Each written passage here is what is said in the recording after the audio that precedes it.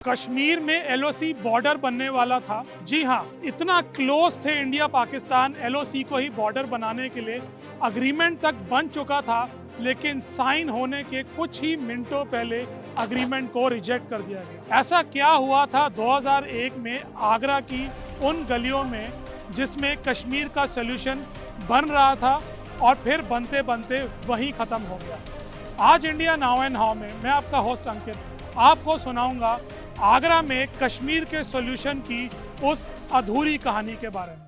पाकिस्तान के तब के विदेश मंत्री खुर्शीद महमूद कसूरी ने अपनी किताब जारी की है जिसका नाम है neither a hawk nor a dove. उसमें उन्होंने बहुत बड़े बड़े खुलासे किए हैं। उन्होंने उसमें लिखा कि कारगिल वॉर की आग जब थोड़ी ठंडी होने लगी थी तो जनरल मुशर्रफ और भारत के प्रधानमंत्री अटल बिहारी वाजपेयी ने फिर से रिश्तों को सुधारने की एक कोशिश शुरू कर दी। आगरा को वेन्यू रखा गया और मुशर्रफ दिल्ली पहुंचे और वहां से आगरा के लिए रवाना हुए। वाजपेयी साहब भी आगरा पहुंचे और वहां पर मुशर्रफ ने अपने मन की बात उनसे कही। उन्होंने एक 4 पॉइंट फॉर्मूला सजेस्ट किया जो कश्मीर को हमेशा के लिए एक शांत जगह बना सकता था। वो 4 पॉइंट फॉर्मूला था।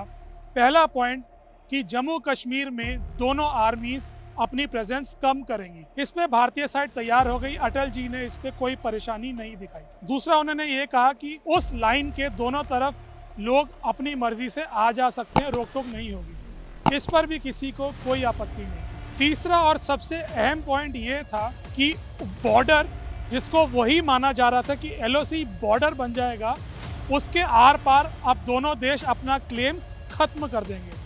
यही बहुत बड़ी बात थी। चौथा पॉइंट ये था कि दोनों देश और कश्मीर के लोकल लीडर्स एक जॉइंट मैकेनिज्म बनाएंगे और जो लोकल मसले हैं उनको मिलकर सुलझाएंगे। अगर महमूद कसूरी की बात को माने तो ये चारों बातें अटल जी मान चुके थे। इसके ऊपर दोनों साइड्स ने अपने अपने एग्रीमेंट भी तैयार कर लिए थे। ये बहुत बड़ी बात थी, लेकिन पाकिस्तान को अपनी तरफ से पूरे लोगों की हामी चाहिए थी। हमें भी लीगली पूरी हामी चाहिए थी और हम उसके लिए तैयारियां करनी शुरू कर चुके थे। पाकिस्तान में तो मुशर्रफ ही सब कुछ थे, प्रेसिडेंट भी वो, लॉ भी वो, आर्मी चीफ भी वो, सब कुछ वो। तो इसलिए वही सोल्यूशन थे, वही हाँ करने वाले थे और उन्होंने कहा मेरी हाँ है तो हमारी तरफ से पूरा देश तैयार है। लेकिन इंडिया में ऐसा नहीं हो सकता था।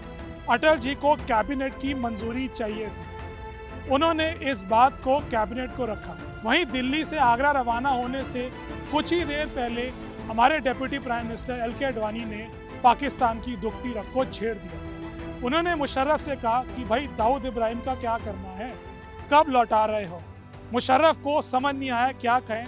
उन्होंने ये कहा चलिए पहले आगरा चलते हैं, फिर आगे की बात करते हैं। अग्रीमेंट तैयार था और एल.के. अडवाणी साहब इसी ताक में थे कि साइन करने के आसपास ही दाऊद इब्राहिम का टॉपिक छेड़ देंगे कि भारत को पाकिस्तान से उसको लेना ही है, उसके बिना कुछ भी चीज़ फाइनल नहीं करेंगे। साइन की बस वेट हो रही थी इंडियन साइड से, लेकिन वहीं पाकिस्तानी साइड को एक मैसेज पहुंचाया गया। ये मैसेज था कि भारत उस अग्रीमेंट पर साइन नहीं करेगा। मुशर्रफ को समझ नहीं आया कि जब अटल जी भी मान गए तो ऐसा क्या हो गया कि वो अग्रीमेंट साइन नहीं हो पा रहा। उन्होंने अटल जी से ये पूछा और अटल जी ने उनको जवाब दिया कि मेरी कैबिनेट की मेजॉरिटी ने उस अग्रीमेंट को साइन करने से मना कर दिया। मुशर्रफ ने इल्ज़ाम लगाए, कहा कि ये चीज़ ठीक नहीं है, लेकिन अटल जी ने कहा कि हमारी कैबिनेट कन्विंस नहीं है। और वो कैबिनेट कन्विंस क्यों नहीं थी, उसके लिए शायद 2 बड़े कारण हैं। पहला कि अगर एलओसी को बॉर्डर बना दिया जाए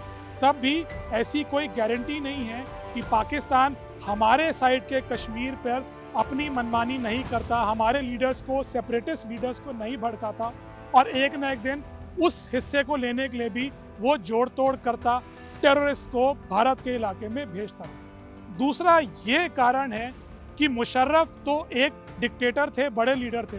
कल को मुशर्रफ को कुछ भी हो जाता तो आने वाले लीडर्स क्या उस अग्रीमेंट को ऑनर कर पाते, ये पाकिस्तान के लिए तो कह पाना बिल्कुल ही इम्पॉसिबल है। मुशर्रफ ने इस बात से अपने देश में कई साल सिंपैथी बटोरी, पर उनको अंदर से पता था कि उनका सो कॉल्ड फॉर्मूला जो लगभग चल चुका था वो फ्लॉप हो गया। टेररिज्म पाकिस्तान कम नहीं करता बल्कि और ज़्यादा करता और अपने सेपरेटिस्ट के तरीकों से, मुफ्ती और अब्दुल्लाओं के तरीकों से उसको हथियाने की भी पूरी कोशिश करता है। आज की इस दिलचस्प कहानी में बस इतना ही।